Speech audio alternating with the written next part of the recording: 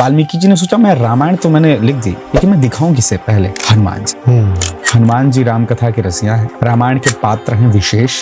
खोजते हुए हिमालय की गुफाओं में पहुंचे, जहाँ हनुमान जी बैठे हुए सीताराम कर रहे थे। उन्होंने कहा कि हनुमान जी कुछ निवेदन करने आया हूँ। जी कहें। हमने राम जी की कथा लिखी है, राम जी का चरित्र वर्णन किया है, आप क्या एक बार पढ़ेंगे? इतना सुनना था। बोली ये तो मेरा सौभाग्य है। दौड़ करके सारी औपचारिकता भूल गए और हनुमान जी उस पुस्तक को लेकर पढ़ने लगे। वाल्मीकि जी ने कहा इनको समय लगेगा, तब तक मैं क्या करूँ? तो गुफा के आसपास घूमने लगे तो उन्होंने देखा बड़े बड़े पत्थर रखे और उन पत्थरों पे कुछ लिखा है। वो भी राम कथा थी। अच्छा। जो हनुमान जी ने लिखी। ओके। अपने नाखूनों से लिखी थी। वाओ। अब इधर वाल्मीकि जी रामायण हनुमान जी वाली पढ़ रहे हैं और जैसे ही कथा का विश्राम हुआ, हनुमान जी आकर कहते हैं वाल्मीकि जी क्या लिखा है? लेकिन जो आपने लिखा है उस काव्य की, उस रचना की किसी कोने में भी मेरी रचना नहीं आ रही है।